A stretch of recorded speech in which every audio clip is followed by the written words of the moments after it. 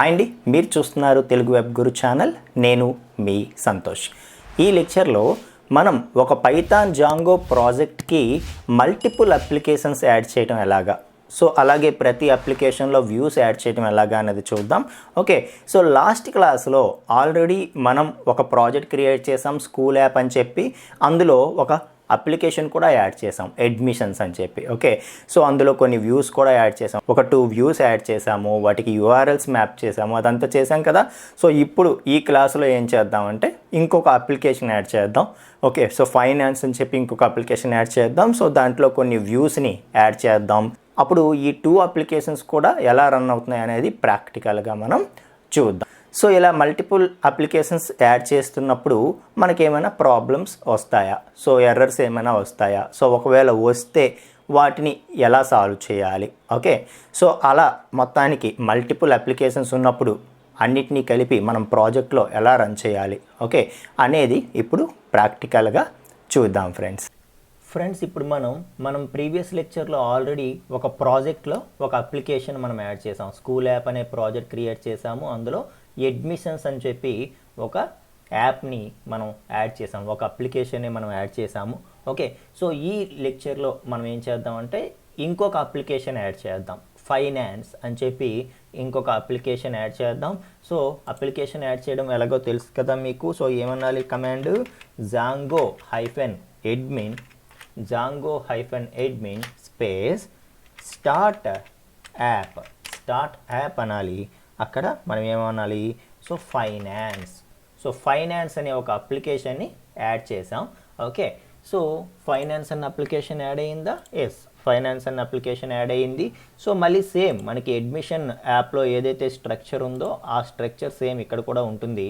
So దీంట్లో కూడా views ఉంటుంది. సో ఈ అప్లికేషన్కి సంబంధించిన వ్యూస్ అన్నీ కూడా ఇక్కడ మనం కావాలంటే క్రియేట్ చేయొచ్చు అన్నమాట. సో మనం ఆల్రెడీ ఇక్కడ అడ్మిషన్స్లో వ్యూస్ ఆల్రెడీ మనం క్రియేట్ చేసాం. సో చేసినప్పుడు మనం ఏం చేసామండి, సో 2 యాక్షన్స్ ఐడెంటిఫై చేసాం. ఆ 2 యాక్షన్స్కి కూడా మనం వ్యూస్ అనేవి రాసాము. అక్కడ రిక్వెస్ట్ రెస్పాన్స్ మోడల్ ఉంటుందని నేర్చుకున్నాము. సో రిక్వెస్ట్ అనే వేరియబుల్ని తీసుకుంటుంది. సో ఏవైనా రిక్వెస్ట్ ద్వారా మనకి ఏమైనా వాల్యూస్ వస్తే అప్పుడు ఇది మనకి యూజ్ అవుతుంది. అప్పుడు మనం ఈ రిక్వెస్ట్ అనే వేరియబుల్ ఎందుకు తీసుకుంటున్నాము, అది ఈ పర్టికులర్ వ్యూలో ఎలా యూజ్ అవుతుంది అన్నది చెప్తాము. ఓకే, సో అలాగే రెస్పాన్స్ అన్నది మనం ఇంపోర్ట్ చేసుకోవాలి అని కూడా మనం నేర్చుకున్నాం, అంతే కదా. So from Django.http import HTTP response అనేది ఏంటి, క్లాస్. సో Django.http నుండి మనం హెచ్టిటిపి రెస్పాన్స్ అనే దాన్ని ఇంపోర్ట్ చేసుకుంటున్నాం అన్నమాట. ఓకే, సో సేమ్ మనం ఇక్కడ కంటిన్యూ చేద్దాం. ఓకే, సో ఫస్ట్ మనం ఇంపోర్ట్ చేసుకోవాలి. సో చేసుకున్న తర్వాత ఏవైనా వ్యూస్ కావాలంటే రాసుకోవాలి. సో ఫైనాన్స్లో మనం ఏం చేస్తాం, ఫీ కలెక్షన్ చేస్తాం, అలాగే ఫీ డ్యూస్ రిపోర్ట్ చూస్తాం, అంతే కదా. రైట్, సో ఫీ కలెక్షన్ ఒకటి పెర్ఫామ్ చేస్తాము, అలాగే ఫీ డ్యూస్ రిపోర్ట్. సో ఈరోజు వరకు ఎంత డ్యూస్ ఉన్నాయి అన్నది చూడాలనుకుంటే చూస్తాము. అలాగే ఫీ కలెక్షన్ రిపోర్ట్. సో ఈరోజు వరకు మనకి ఫీ కలెక్షన్ ఎంత వచ్చింది అన్నది చూడాలనుకున్నా చూస్తాం. సో ఇలా రకరకాల యాక్షన్స్ ఉంటాయి, ఫ్యూచర్లో ఒక్కొక్కటి పెంచుకుంటూ వెళ్దాం. సో ఇప్పటికైతే ఒక 3 యాక్షన్స్కి నేను వ్యూస్ రాయడానికి ట్రై చేస్తున్నాను. ఓకే, సో రిక్వెస్ట్ తీసుకోవాలి అండ్ రెస్పాన్స్ని పంపించాలి, అంతేనా. So return HTTP response okay అని చెప్పి మనం రెస్పాన్స్ ఏదైనా పంపించాలన్నమాట. Okay, right. సో 3 వ్యూస్ అనేవి ఇక్కడ క్రియేట్ అవ్వటం జరిగింది, అంతేనా. సో 3 వ్యూస్ అనేవి క్రియేట్ అవ్వటం జరిగింది. సో ఇక్కడ ఏదైనా మెసేజ్ వేద్దాం. Okay, so I will view అంటాను.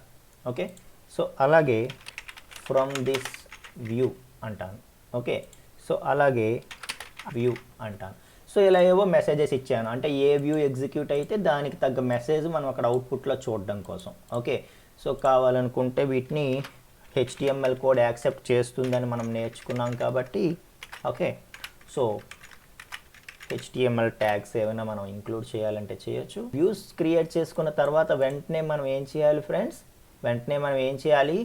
urls.pyకి వెళ్ళి అక్కడ నువ్వు క్రియేట్ చేసిన ప్రతి వ్యూకి కూడా ఒక యూఆర్ఎల్తో మ్యాప్ చేయాలి. అవునా కాదా? ఓకే, సో యూఆర్ఎల్స్తో మ్యాప్ చేద్దామా మరి? సో చూడండి, ఇక్కడ మనం అడ్మిషన్స్ అన్న అప్లికేషన్ నుండి ఒకటే ఉండేది కాబట్టి అప్పుడు ఇంపోర్ట్ వ్యూస్ అన్నాము అనేసి వ్యూస్ డాట్ యాడ్ అడ్మిషన్ని ఒక యూఆర్ఎల్తో, అలాగే వ్యూస్లో ఉన్నటువంటి అడ్మిషన్ రిపోర్ట్ని ఒక యూఆర్ఎల్తో మ్యాప్ చేయటం జరిగింది. సో ఇప్పుడు మనం ఏం చేయబోతున్నాం అంటే సో అడ్మిషన్స్ అన్న అప్లికేషన్ నుండి నువ్వు వ్యూస్ని ఇంపోర్ట్ చేసుకున్నావు, కానీ ఇప్పుడు కొత్తగా ఇంకొక అప్లికేషన్ కూడా యాడ్ చేసాం కదా మనం. ఓకే, సో ఏంటి? ఫైనాన్స్. సో ఫైనాన్స్ అన్న అప్లికేషన్ నుండి కూడా మనం ఇప్పుడు మనం డెవలప్ చేసుకున్న వ్యూస్కి ఇక్కడ యూఆర్ఎల్స్ మనం రాయాలి అంటే, యూఆర్ఎల్స్ మ్యాప్ చేయాలి అంటే ఖచ్చితంగా దాన్ని కూడా ఇంపోర్ట్ చేసుకోవాలి కదా. Okay, so from finance import views అంటాను నేను. ఓకే, సో అన్న తర్వాత ఇక్కడ ఎన్ని వ్యూస్ మనం ఇచ్చాము? 3 వ్యూస్. Fee collection.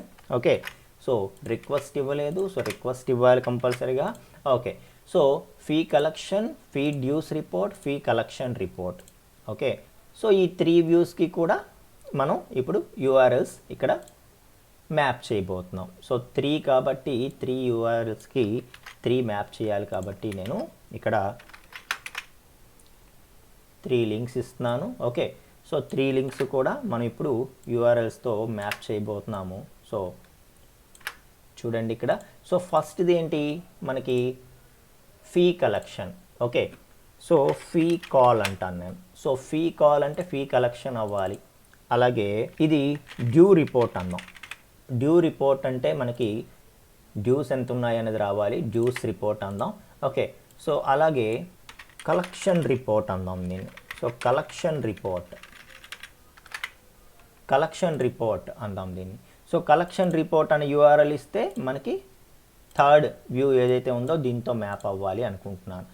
సో ఇక్కడ చూడండి, మనం ఇప్పుడు ఎలా ఇవ్వాలి? ఇక్కడ ఎలా ఇచ్చాము? వ్యూస్ డాట్ యాడ్ అడ్మిషన్ అన్నాము, వ్యూస్ డాట్ అడ్మిషన్ రిపోర్ట్ అన్నాము. ఓకే, సో ఇక్కడ ఏమనాలి అయితే ఇప్పుడు వ్యూస్ డాట్ సో మనకి ఏంటండి ఇక్కడ వ్యూస్ డాట్ ఫీ కలెక్షన్ అనాలి, వ్యూస్ డాట్ ఫీ కలెక్షన్ అనాలి. ఓకే, సో ఫీ కలెక్షన్ అందాం. అలాగే ఇంకొకటి చూడండి, వ్యూస్ డాట్ నెక్స్ట్ది ఏంటి మనకి fee dues report. So fee dues report అంట. So fee dues report. So views dot fee dues రిపోర్ట్ని దీంతో మ్యాప్ చేస్తున్నాము.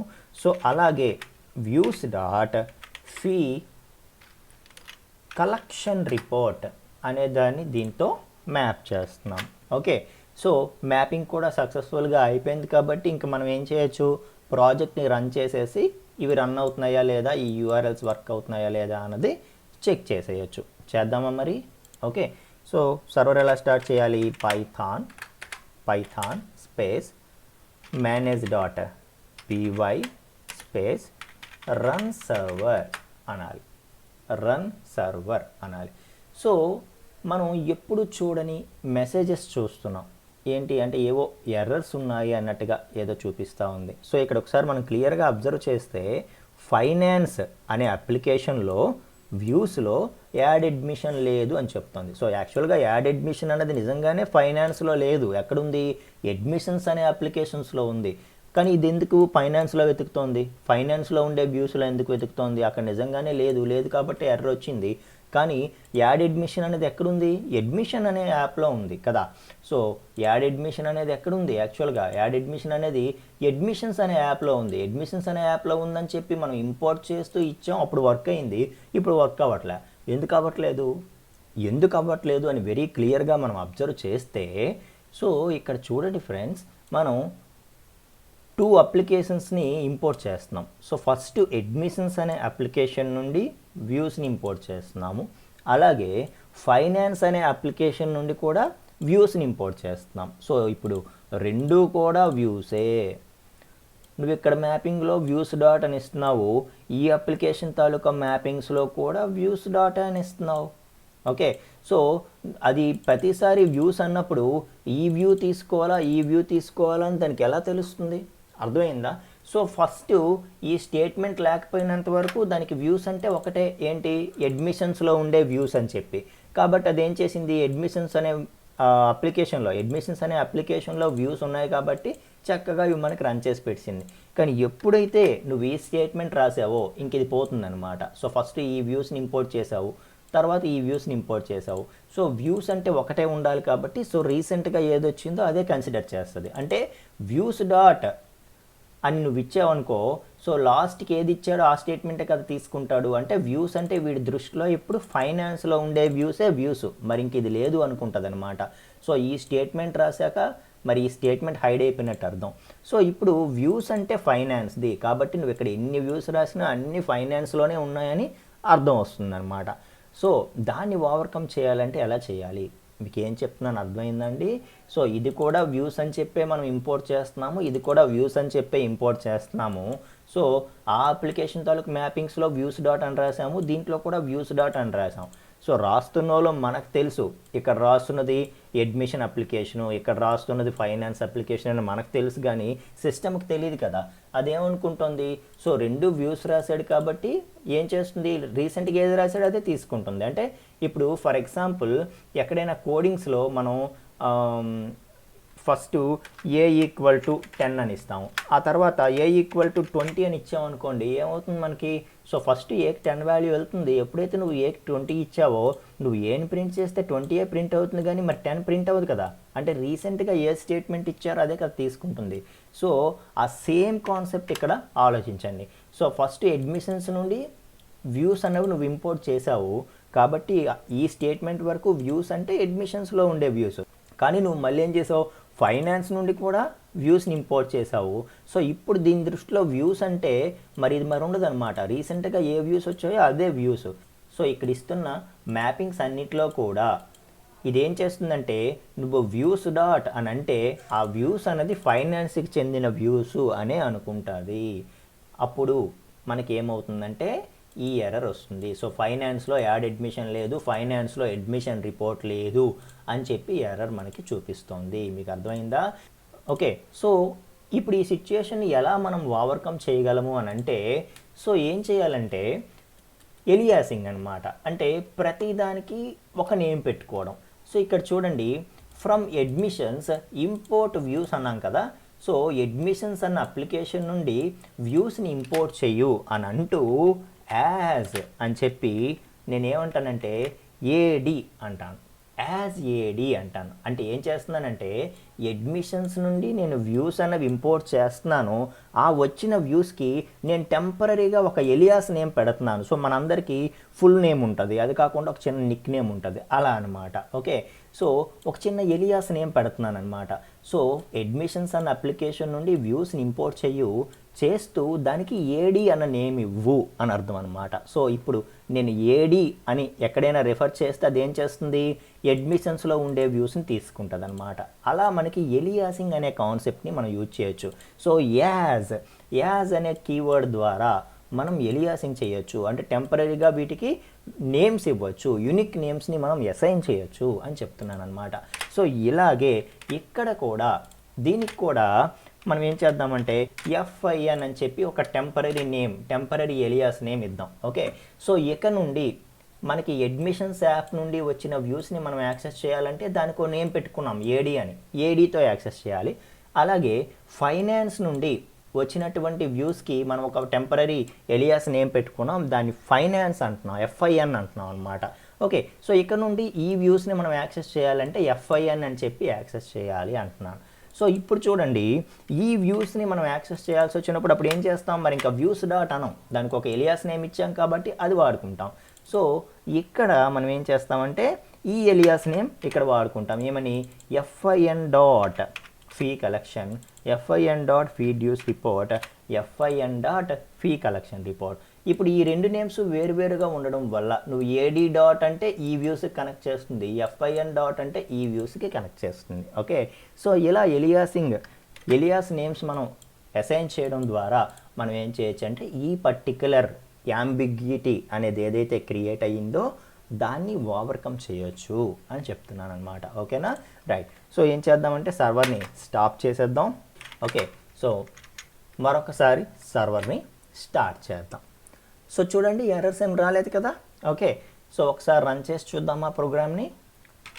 Local host colon 8000. Okay, so slash అని చెప్పి మనం ఇంతకుముందు చూసిన ఫస్ట్ రన్ అవుతున్నాయో లేదో చెక్ చేసేద్దాం. న్యూ ఏడిఎం అనేది రన్ అవుతుంది.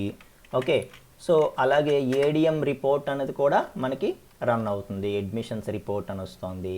సో దాంతోపాటు ఇప్పుడు మనం కొత్తగా చేసిన వ్యూస్ ఏవైతే ఉన్నాయో అవి కూడా ఒకసారి చెక్ చేసేద్దాం. సో ఫీ కలెక్షన్ కావచ్చు, ఫీ డ్యూస్ రిపోర్ట్ కావచ్చు, ఫీ కలెక్షన్ రిపోర్ట్ కావచ్చు.